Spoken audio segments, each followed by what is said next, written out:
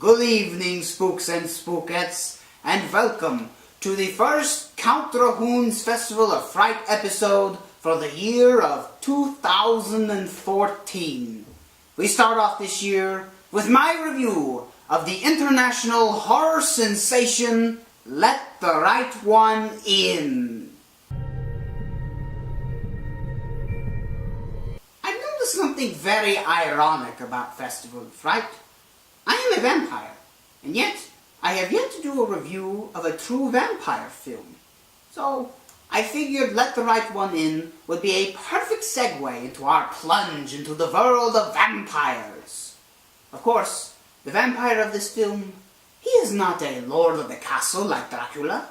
He is not a gang leader like in The Lost Boys. He is not a sleazy horror host like myself. No. He isn't even a he. It's a girl. A 13-year-old girl by the name of Ellie.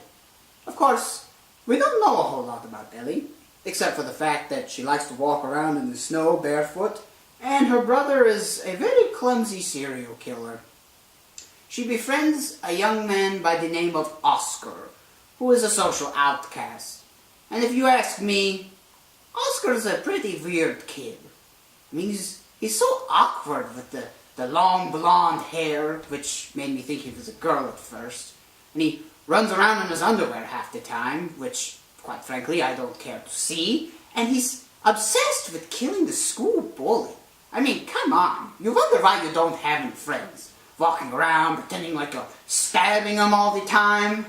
Of course, in his defense, the bullies are pretty deranged.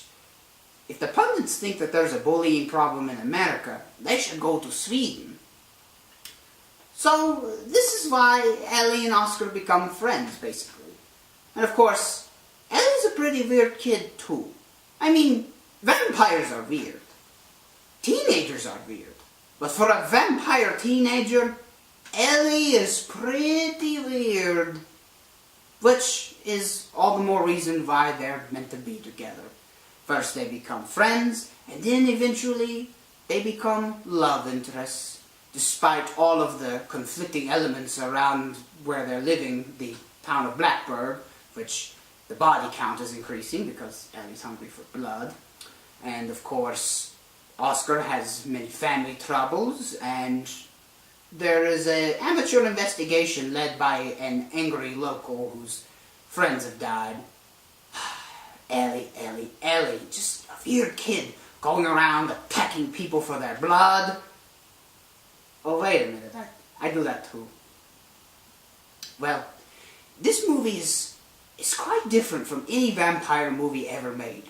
It's cute and sadistic, two adjectives you never thought you would hear in the same sentence.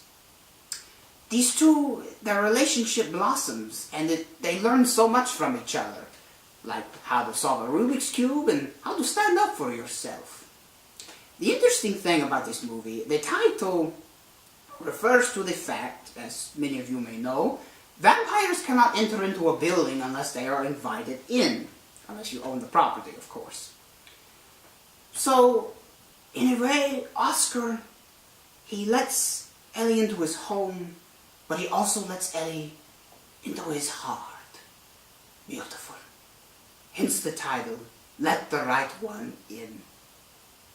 Now, usually in the review I mention the director, the writer, some of the actors, but tonight I'm not going to because they're Swedish and I can't pronounce Swedish. So if you're so desperate to learn about who these people are, look it up.